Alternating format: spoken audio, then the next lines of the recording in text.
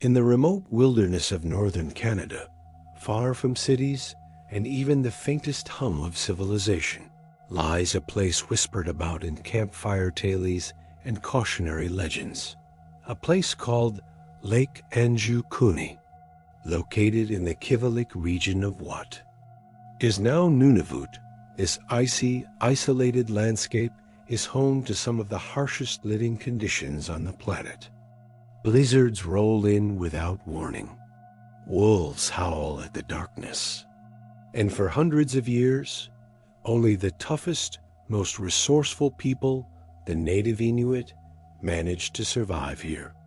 They lived simple lives in close-knit communities, relying on hunting, fishing, and an unbreakable bond with the land. But in 1930, something happened at Lake Anjikuni that defied every rule of logic, every natural instinct, and every law of survival. A village of people, an entire community, disappeared. Not fled, not relocated, not massacred. Simply ... gone. It all began with Joe LaBelle, a rugged Canadian fur trapper who knew these parts like the back of his hand. He wasn't just some wanderer. He had traveled this route many times before, often stopping to trade goods and share meals with the Inuit families living along Lake Anjikuni's shoreline. He considered the villagers not just acquaintances, but trusted friends. So when he approached their settlement one bitter November evening, he immediately sensed something was terribly wrong. There were no lanterns glowing through the snow-frosted windows, no voices or laughter echoing between the huts, no barking sled dogs welcoming him, just the dull crunch of his boots in the snow and the moaning of a cold wind that seemed far too still. Thinking perhaps they were inside avoiding the cold, he knocked on a door. No answer. He opened it. Inside, everything was in its place. Firewood stacked, clothes hanging, food half-cooked on the stove, a potted stew that had gone cold, still, resting over long dead embers. But the family that should have been there wasn't. LaBelle moved from hut to hut. Each scene was the same. A surreal stillness hung in the air, like time had simply stopped.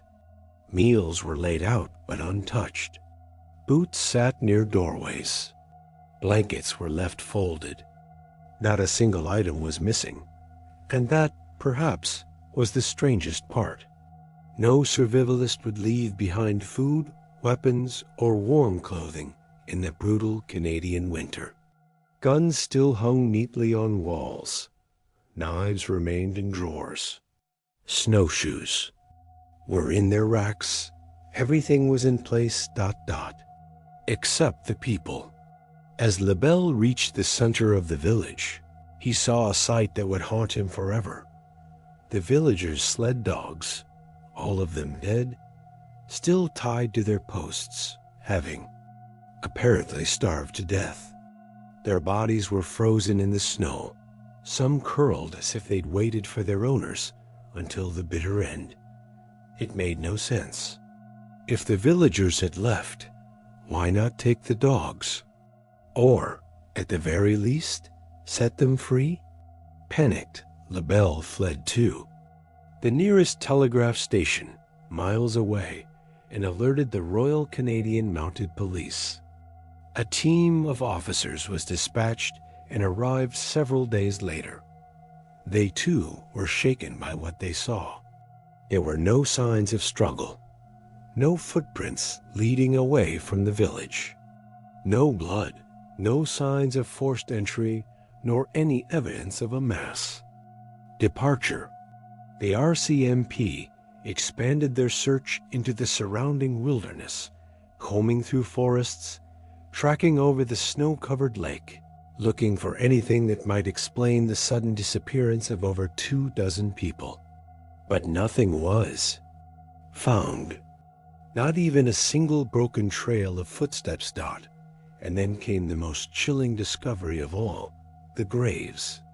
According to early accounts, investigators examined a small cemetery near the village. Some of the graves, it was reported, had been opened, not dug up by animals, but carefully, almost ritualistically. Coffins were missing. Headstones were toppled. The ground looked as if it had been disturbed recently, yet there were no tracks or tools around. Who would unearth the dead?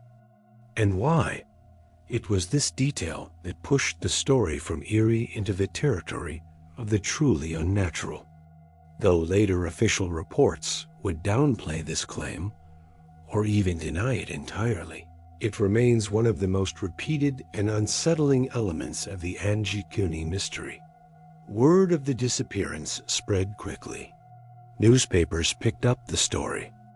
Reporters traveled north looking for answers. And soon, the theories began pouring in. Some believed the villagers had simply left, relocating to another area. But that theory doesn't hold much weight. Why abandon warm food, weapons, and transport animals in the dead of winter? Why vanish without leaving even a note or any signs of preparation? Others proposed that a sudden illness may have struck the village, causing panic and flight. But again, there were no bodies, no signs of suffering, and no clues suggesting disease. Everything was still, frozen, untouched.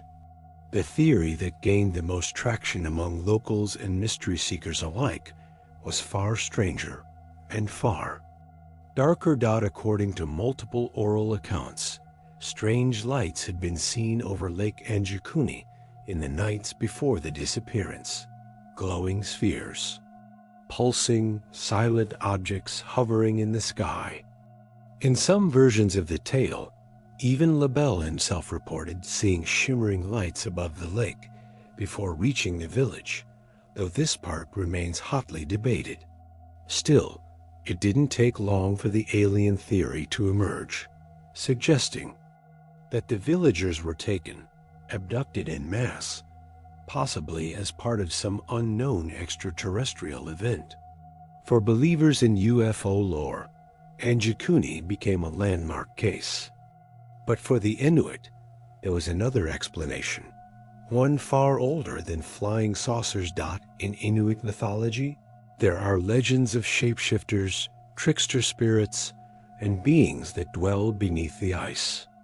Some believe that ancient, malevolent forces can call people away, not with violence, but with whispers in the wind or strange dreams that pull them from their homes.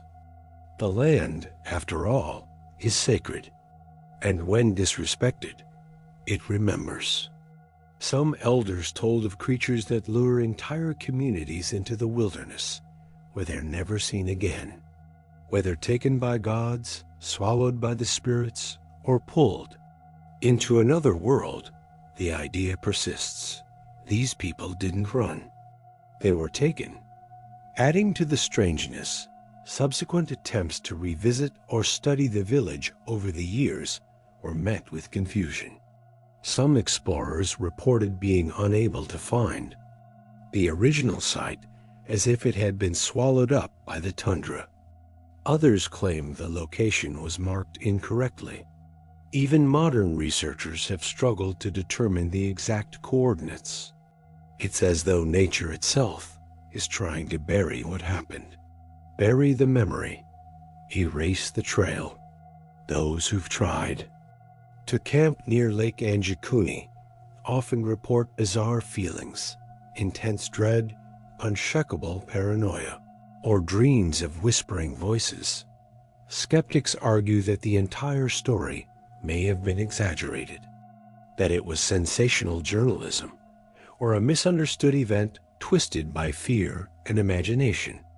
But even the most conservative version of the tale, a village abandoned suddenly, in silence with no rational explanation, is deeply unsettling. It goes against human nature, against survival instincts. Why would a whole community, accustomed to the brutal landscape, choose to disappear into it without preparation? To this day, the case remains officially unsolved. No bodies were found. No survivors, no clues. Just that frozen village, the starving dogs, the uneaten meals, and a deep, echoing silence. It's a story that refuses to die. It lingers in books, forums, documentaries, and the minds of those who are drawn to real-life mysteries. And every so often, someone goes looking for the truth. But the truth never answers back, because sometimes the scariest stories aren't about what's seen. They're about what's missing, about absence so profound it leaves an invisible scar on the earth. The kind of silence that's loud, that presses in on your chest, that makes you look over your shoulder when you're alone in the cold. And somewhere up in that white, wind-blasted corner of the world, Lake Anjikuni still sits, still frozen, still silent, keeping it secret.